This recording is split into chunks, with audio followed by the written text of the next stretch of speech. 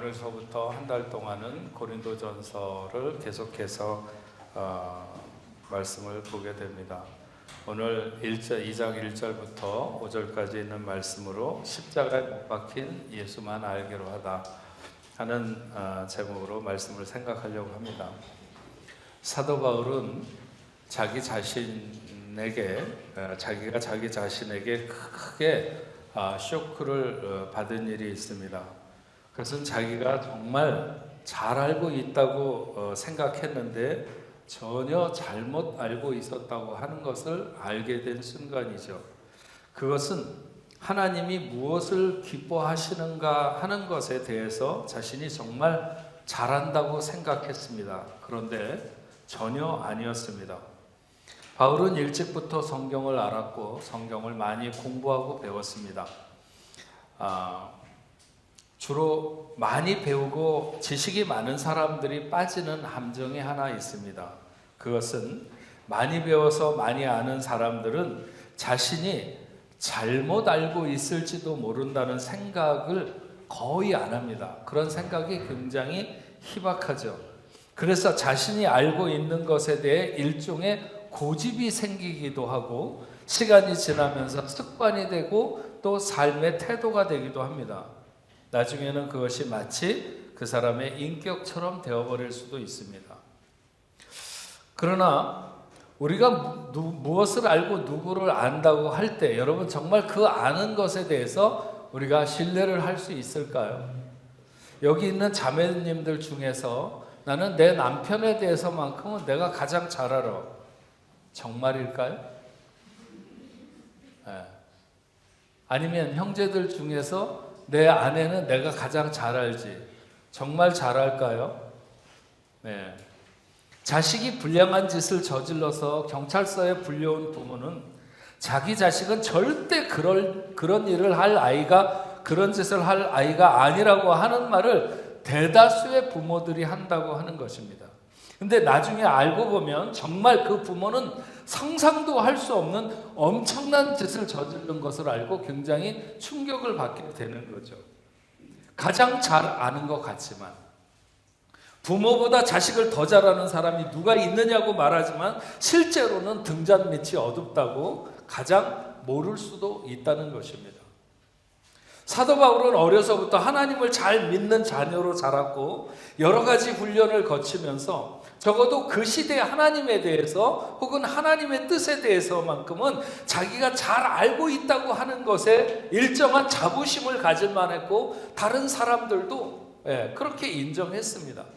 그래서 그는 하나님을 위한 열심으로 예수 믿는 사람들을 핍박하는 데 앞장섰습니다. 그것이 하나님이 기뻐하시는 뜻이고 하나님이 원하시는 것이라고 생각했기 때문입니다. 그런데 그가 그의 인생에서 처음 가장 강력하게 받은 쇼크는 자기가 하나님의 마음을, 하나님의 뜻을 잘못 알고 있었다는 사실을 알게 된 것입니다. 하나님의 뜻은 예수 믿는 사람들에 대한 핍박이 아니라 그들과 같아져야 된다는 사실을 그가 알았을 때 정말 그는 눈이 멀 만큼, 그가 눈이 멀게 된 것이 그것 때문이라고 성경이 표현하고 있는 것은 아니지만 그때 바울의 충격은 이루 말할 수 없었던 것이 분명합니다. 지금까지 살아온 그의 모든 삶의 철학이나 방향이나 이런 모든 것들이 전적으로 다 잘못됐다고 하는 것이었죠. 그래서 바울은 그 중심을 다시 하게 됩니다.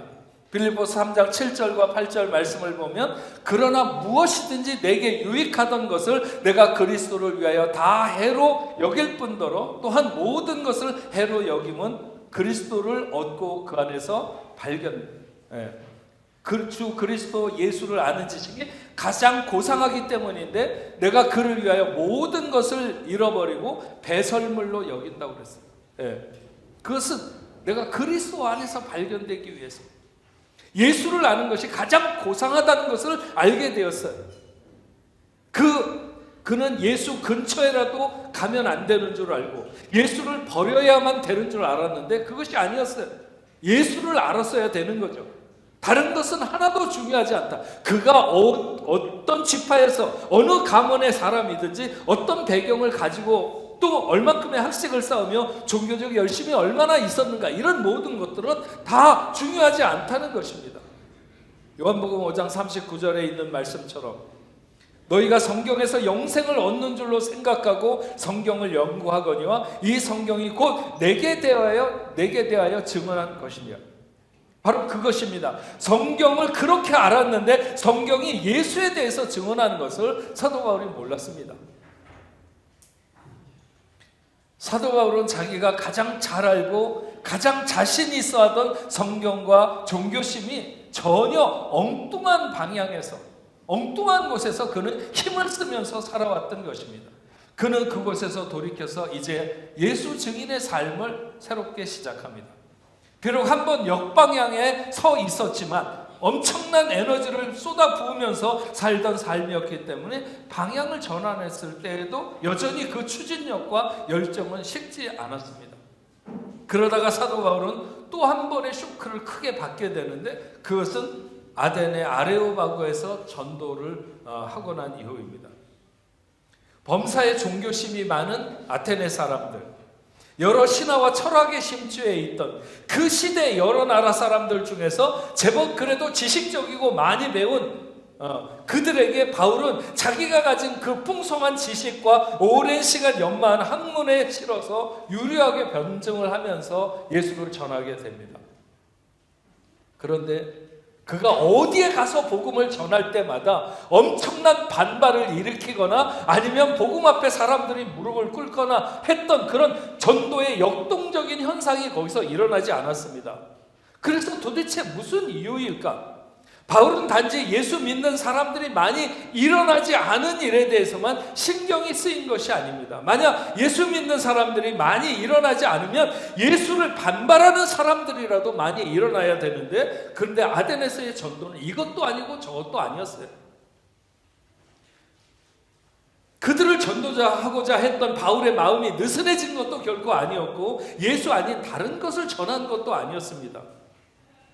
근데 그것은 자기의 전도에 그리스도의 십자가를 그다지 내세우지 않은, 그가 거기서 깨닫는, 쇼크를 받으면서 깨닫게 되는 것은 자기 그 아덴의 전도에서 그리스도의 십자가를 그다지 내세우지 않았다는 거예요. 십자가는 사람들로 하여금 극명하게 갈라지게 하는 것이었습니다.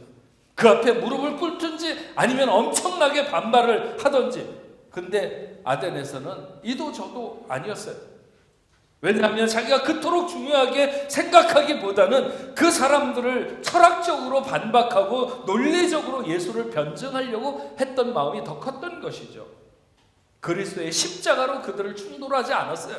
그랬더니 크나큰 반발은 없었지만 그렇다고 해서 전도의 열매가 있었던 것도 아닙니다. 그래서 바울은 고린도에서, 아덴을 지나간 고린도에서 전도를 하면서 결심을 하게 되죠. 그것은 내 전도에 십자가를 세우리라, 십자가를 자랑하리라, 십자가를 중심에 두리라. 고린도전서 1장 18절 말씀처럼 십자가의 도가 멸망당하는 자들에게는 미련한 것이요 구원을 받는 우리에게는 하나님의 능력이 됨이라. 내가 지혜 있는 자들의 지혜를 멸하고 총명한 자들의 총명을 패하리라. 뭐를 통해서? 십자가를 통해서.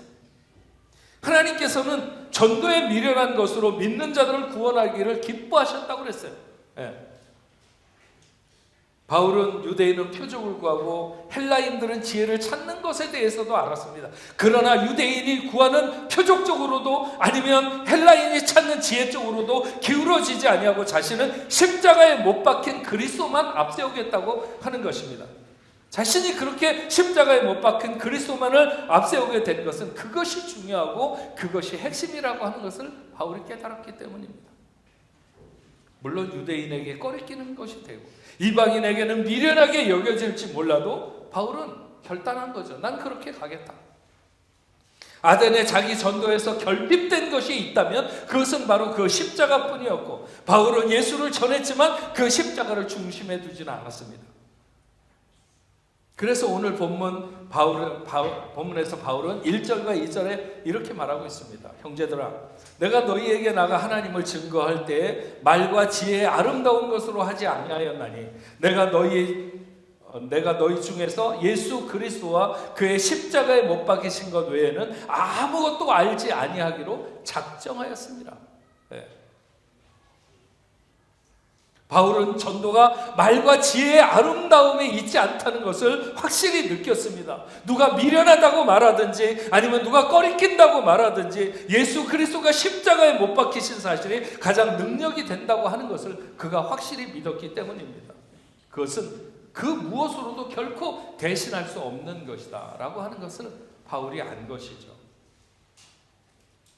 바울은 이 십자가의 비밀, 십자가에 대한 사랑, 십자가의 능력에 빠졌습니다. 그래서 그는 갈라디아서 6장 14절에 이렇게 고백합니다. 그러나 내게는 우리 주 예수 그리스도의 십자가 외에 결코 자랑할 것이 없으니 그리스도로 말미암아 세상에 나를 대하여 십자가에 못 박히고 내가 또한 세상에 대하여 그러하리라. 뿐만 아니라 갈라디아서 2장 20절에 가서는 내가 그리스도와 함께 십자가에 못 박혔나니 그런즉 이제는 내가 산 것이 아니요 오직 내 안에 그리스도께서 사시는 것이라.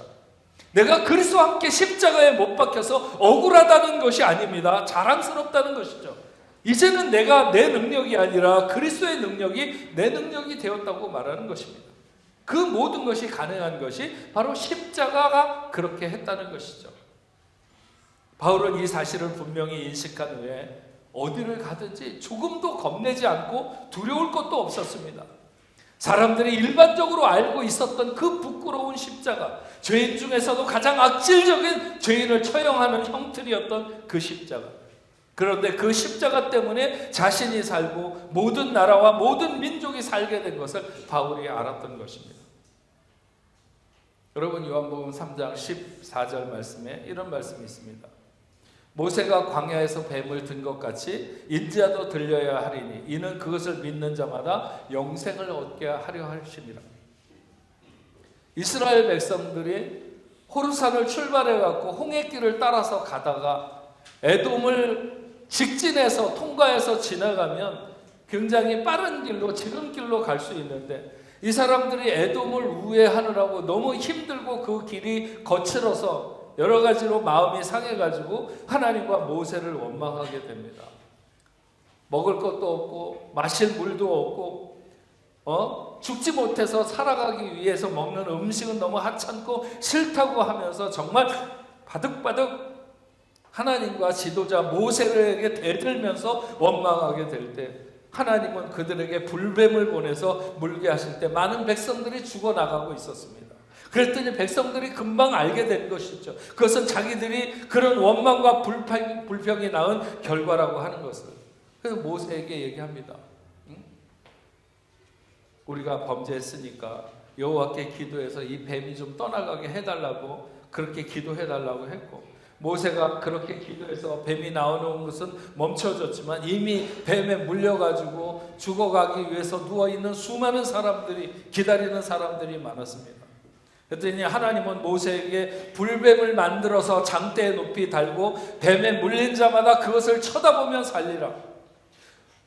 모세가 노뱀을 만들어서 장대 위에 달 때 뱀에 물린 자가 그 뱀을 쳐다보면 모두가 다 살게 되었습니다. 뱀에 물린 사람은 뱀을 쳐다봐야 삽니다. 아무 뱀이나 쳐다보는 것이 아니라 모세 손에 들린 그 뱀을 쳐다봐야 살게 되는 것이죠. 저주 아래 놓인 인생들은 저주의 십자가를 쳐다볼 때 살게 되는 줄로 믿습니다.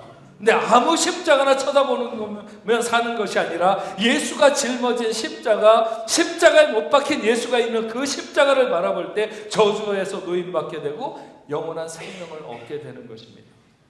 십자가는 분명히 저주의 형틀이지만 누가 거기에 달렸느냐, 무엇 때문에 달렸느냐 하는 것이 중요하기 때문입니다. 지난 주일에 일부 예배에서 일부 예배 후에 간식을 했는데 셰프 허재욱이라는 형제가 간식을 준비했어요. 근데 정말 우리 교회에 생긴 이후에 최고라고 그러면 또 시험 들 사람이 있을지 모르지만 어쨌든 저는 그런 간식을 먹어본 적이 없습니다. 거기에 아스파라거스가 들어갔는데 전 굉장히 좋아합니다. 또 샤큐테리에 뭐 그게 돼지고기인지 아니면은 오리고기인지 모르겠지만 그것도 들어갔고 못 먹어봤던 재료가 있었던 것은 아닙니다. 다만 그것이 누구 손에 들려졌는가 하는 것으로 그 맛의 차이가 엄청난 것이죠. 예. 강도의 손에 들린 칼은 남을 죽이지만 요리사에게 들린 칼은 풍요로운 맛을 만들듯이 십자가라고 하는 것은 바로 그런 것입니다. 십자가는 딱 저주이고 십자가는 딱 죽음이지만 그러나 그 십자가에 못 박힌 예수로 인해 그 십자가는 인류가 사랑할 수밖에 없는 자랑이 되고 능력이 된 것입니다.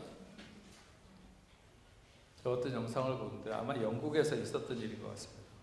어느 여자 꼬마 아이가 아버지랑 같이 축구를 보러 경기장에 갔다가 축구 경기가 끝났는데 자기가 좋아하는, 이 꼬마가 좋아하는 선수가 있었나 봐요. 그 선수가 다가와서 자기 옷을 벗어가지고 그 아이에게 주니까 이 여자아이가 통곡을 하는데 제가 볼 때는 자기 엄마 아버지가 죽어도 그 정도로 울기는 쉽지 않을 거예요. 하여튼 그냥 막 대성통곡을 하는데 어쨌든 그 아이는 잘 모르는 사실이겠지만 이미 그 아버지가 누군가 그 선수와 줄이 닿는 사람을 통해서 경기 후에 그렇게 하기로 그 티셔츠를 벗어다 갖다 주기로 다 각본이 되어 있었을 것입니다.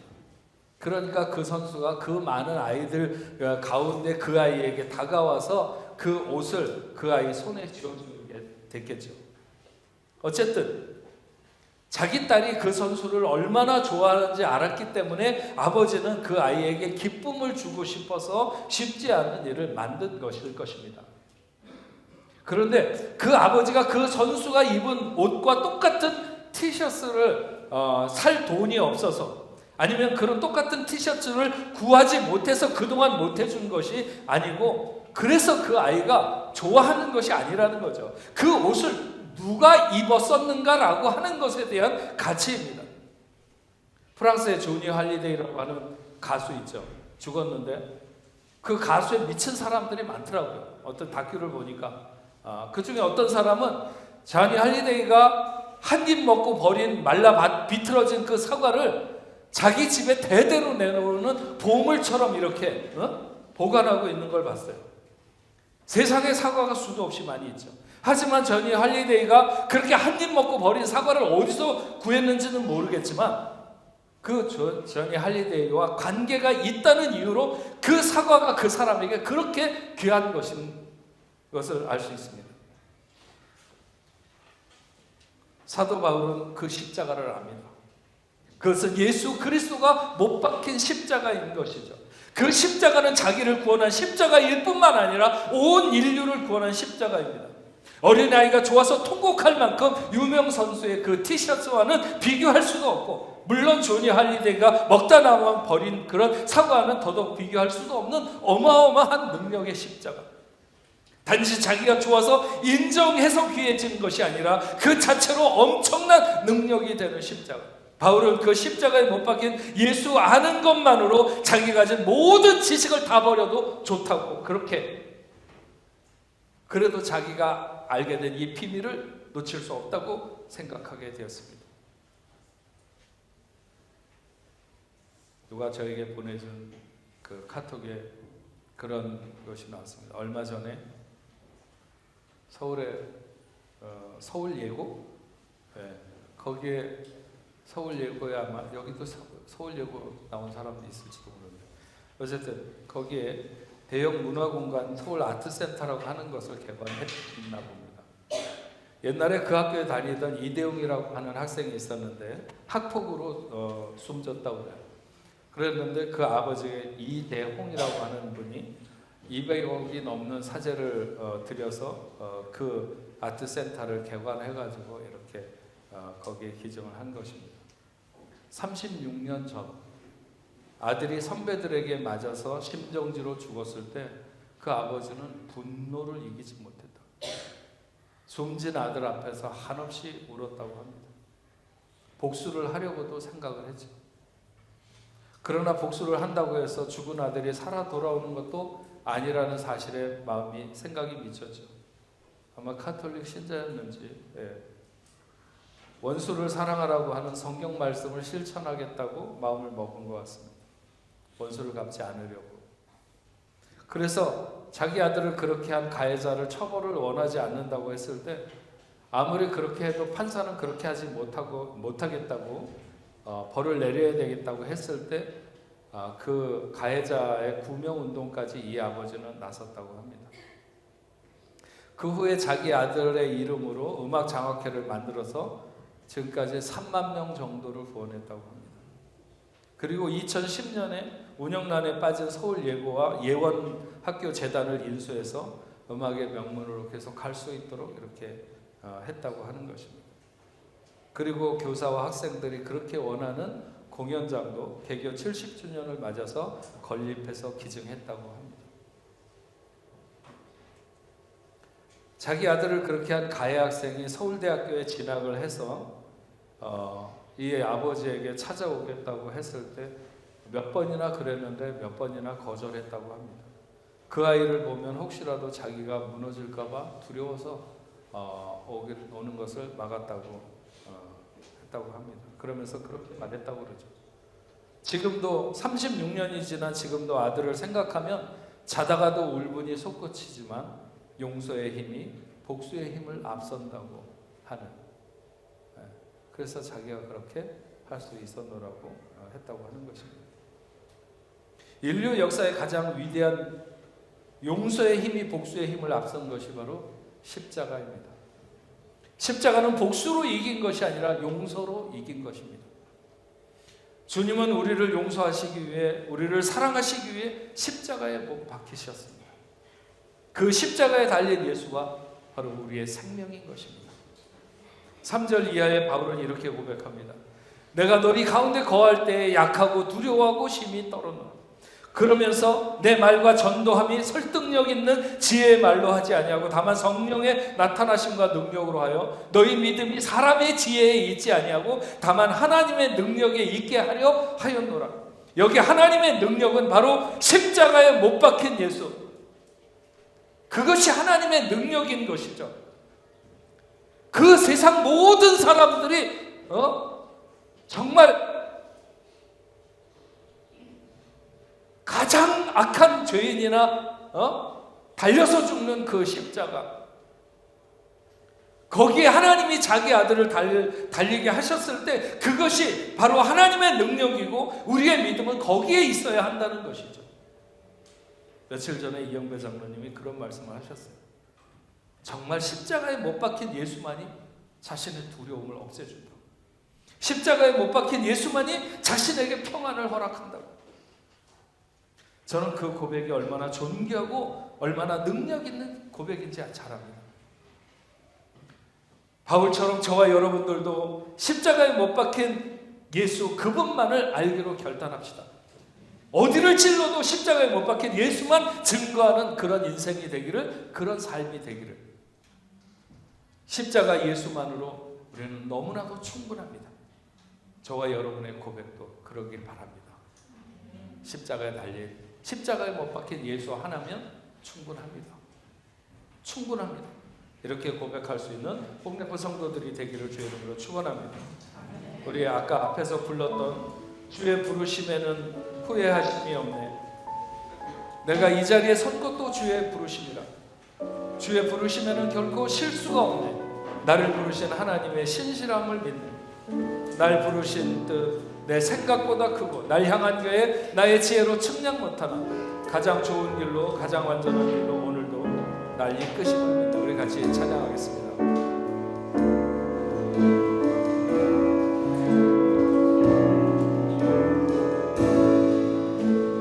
하나님의 부르심에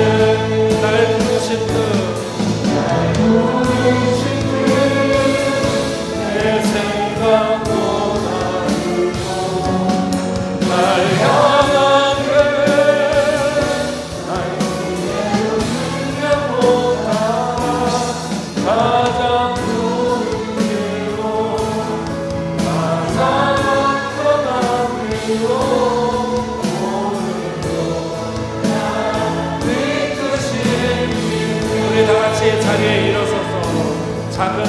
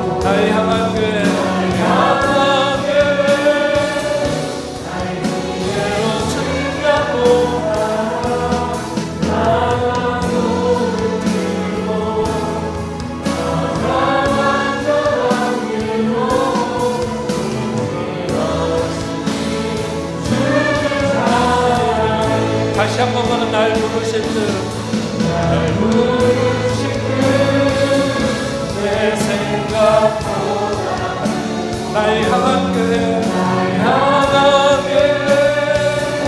나의 징계로 증가보다 가장 좋은 길로 가장 완전한 길로 인치하시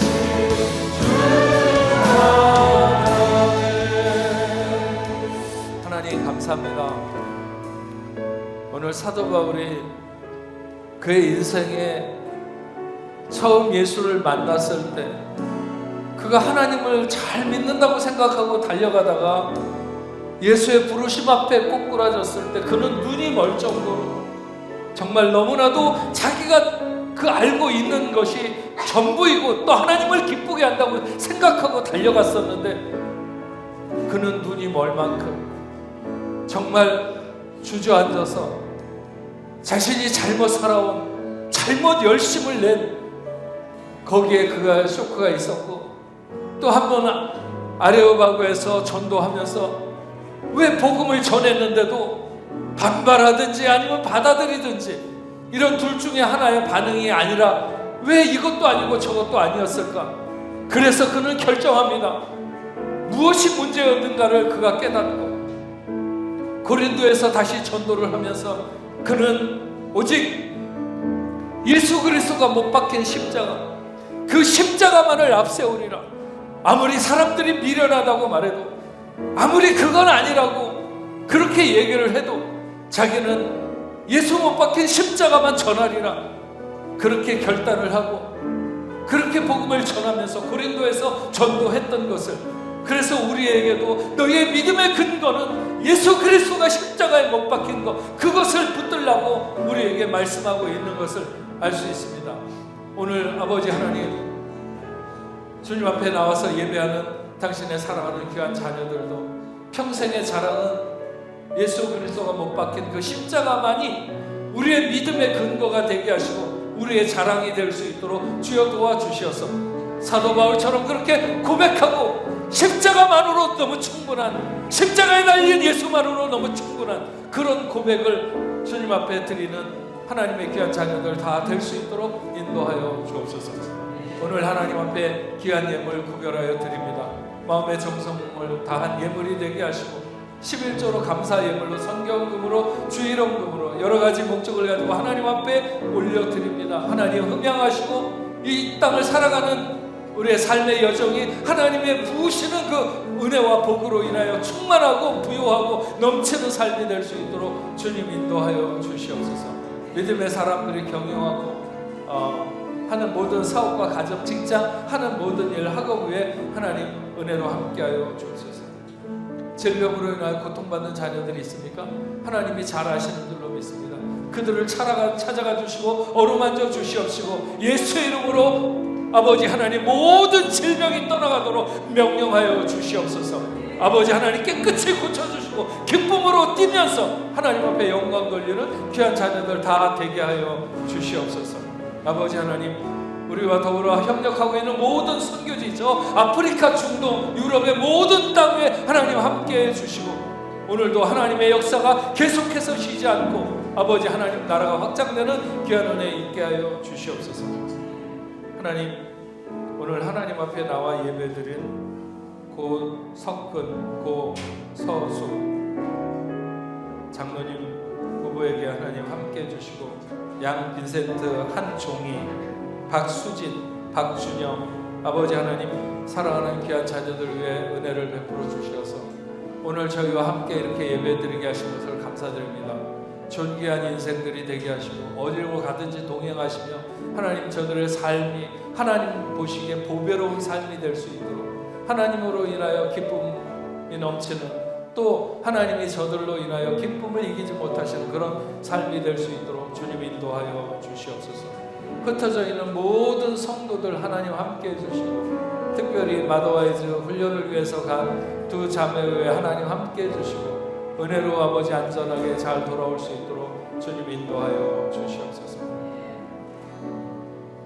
이제는 우리 주 예수 그리스도의 은혜와 하나님 아버지의 크신 사랑과 성령님의 감화 감동 위로 교통하시니 오늘 하나님 앞에 나와 예배하는 당신의 사랑하는 자녀들과 저들의 가정과 직장과 두고온 고부부에 세계 만방에 흩어져 복음을 전하는 모든 선교사들과 그 사역지 위에 이제로부터 영원토록 함께 있을지어다. 아멘.